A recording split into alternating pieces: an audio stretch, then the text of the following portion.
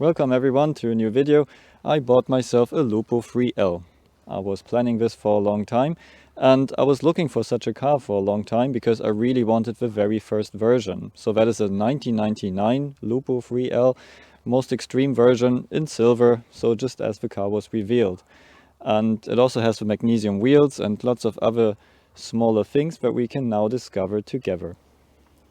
So let's take a closer look what we have here.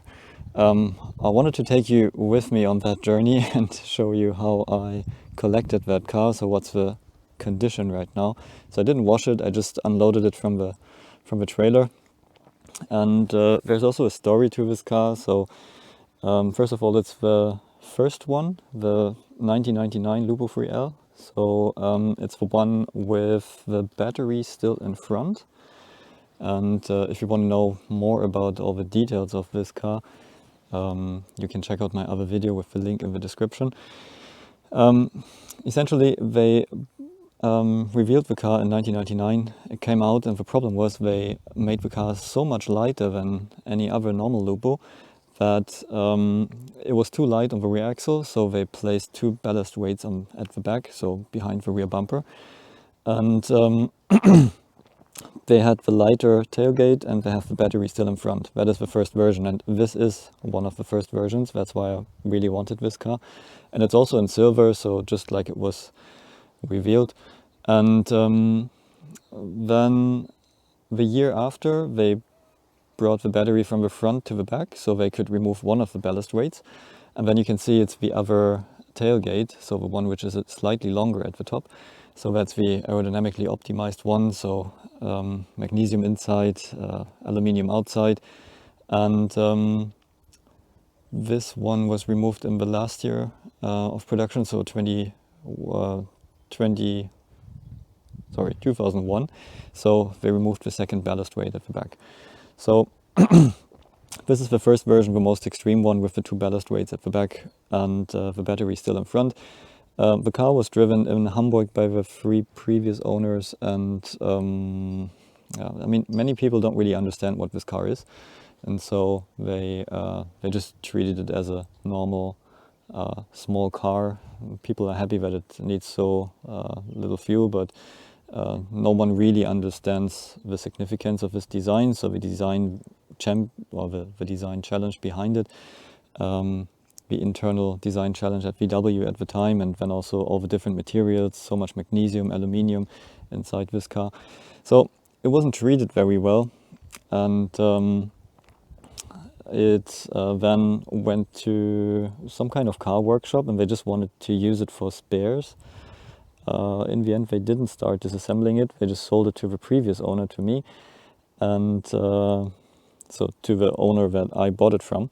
And he basically was just working on Lupos and was trying to find a Lupo with automatic gearbox for his mom. So he also didn't really understand what's so special about this car. And so he just repaired a couple of things. So he changed the front wishbones and also the rear dampers, so just some small things. And so he got new TÜV with this one. So the TÜV is new right now. And yeah, so I went there, I saw the car, it's exactly the one that I want, but unfortunately the condition is really bad, and I can show you some of the details here. So it's pretty far away from where I live, so I asked him before if the car has any damage or something. He sent me a couple of pictures of the fenders, but when I came there the car was in much worse condition. But I think it's still worth to make a pretty car out of it again. So let's go through this. So this cover for the hook is missing, which is always a bad sign, which means that it was towed away before, which was also true because one relay was broken and it didn't start anymore, but that's fixed, so it works now. The headlights are yellow, so they're not really nice anymore. You can see that there are cracks in the bumper, there are just scratches and things everywhere, which is, I mean, okay, it's a 25-year-old car, but still, there are a lot with better condition, but then it's not exactly that version. It's nice it has the magnesium wheels, but this tire is actually losing pressure, and but I want to put on new tires anyway. I also want to drive with mooncaps, so for even better aerodynamics. And so I will use different wheels. Maybe I use them for the winter. Let's see. You have the typical fender stuff here, scratches here. Really extreme is that driver door didn't really fit anymore, so they just put some screws through, but it still didn't work, so all of this needs to be pretty. The nice thing is that the interior is actually pretty okay, although there's an opal floor mat over there. And yeah, the radio is not connected, the steering wheel turns to one side when I'm driving, and it's not the side that it's losing pressure, so it's pulling to the other side, so I also need to do some wheel alignment there. But these are all small things, so I can fix that.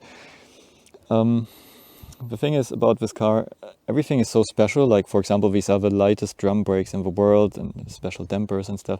When people change things, they just change it to the normal standard Lupo parts. So it's really hard to keep these things as they were.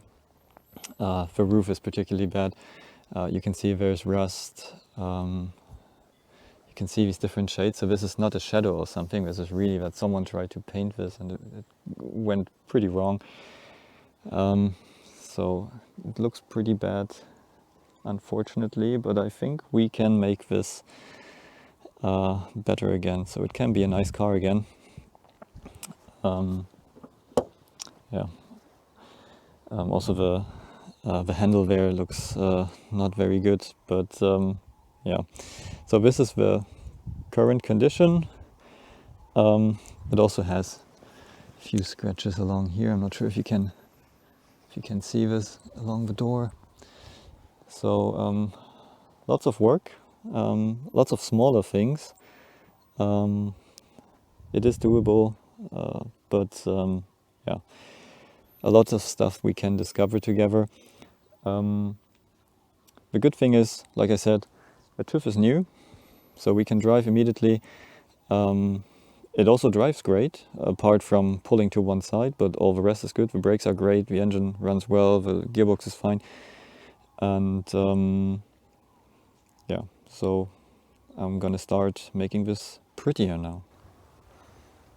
So I was cleaning the car now, so it looks a little bit better now.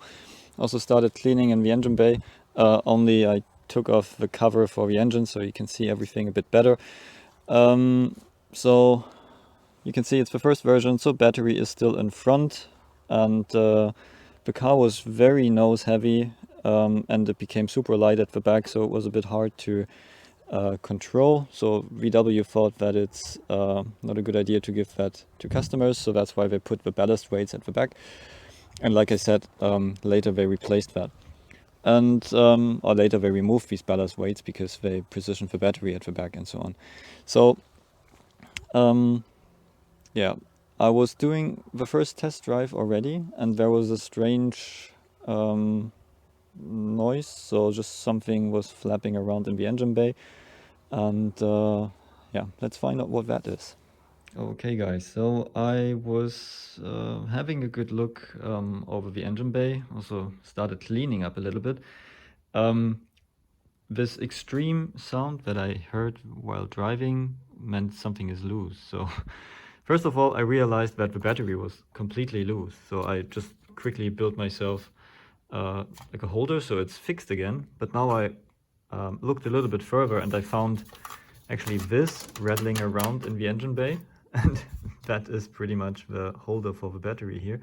So someone just dropped it, forgot to fix the battery, and the battery was just moving around while driving here. And also this thing was flapping around and yeah, somehow hit the fan here or something like this. And also there are many small things that someone was already working on this, but then not properly connected. For example, this little under pressure hose, and it was rubbing on this hose here to the water reservoir. So and also if you put the this engine cover on, it was rubbing on these hoses here as well. So everything was not really where it's supposed to be. So I just fixed these things, and now I can fix the battery properly with this here. and then we will see if the noise is better. Okay, so the battery is fixed. All the small stuff that was flapping around in the engine bay is also fixed. Another thing that happened was that I bought the car, I did a long test drive, I was driving it on a country road at higher speed, lower speed, was accelerating harder, braking harder. Everything was fine in terms of driving, and apart from pulling to one side, but I mean engine, gearbox, that was all good. So I loaded the car, brought it home, and the next day I did a test drive at home, and after 10 kilometers, suddenly there was a super loud noise coming from the gearbox, and I was thinking, oh god, that is the typical Lupo 3L problem. And I'm going to show you that now, because now the noise doesn't go away, obviously. So first of all, what do we have here? For me, it's pretty nice to see this dashboard, because my first car was a Polo 6 and 2, and it had the same dashboard, so familiar look a lot of years later. That's actually the same radio that I have in the Trabi. It's not connected right now, but I will connect it. It's quite nice because you can have like SD cards, USB and stuff, so that's good. And we have simple air conditioning without a simple climate control without AC.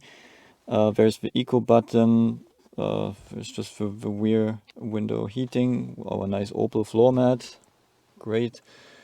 I was asking the seller if there's any problems with the soft paint here. He said no, but look at this. Yeah, and we have this nice magnesium steering wheel, so that's very nice still today, although it's a 25-year-old car. And yeah, so when we start the car, first of all, I'm in neutral right now. This is also kind of loose here, so it's not always at the exact spot, but it's in neutral right now, so we just switch on the ignition. And you can see that it's in neutral here. Okay. Let's start, okay. Good. You can then put the gear to E, which is the the automatic mode basically. You can then also shift yourself here. Reverse is in front, and then you can also put it into the stop bar if that works. I mean, sometimes that works, but I still need to fix that. Okay, so let's put it in E, and then in 1. So you can also see what we are doing here. So this is in E now, and neutral, and E, and I'm very happy that this works in this Lupo. And then we go over here to the manual one. So this is gear 1. So now listen to that noise.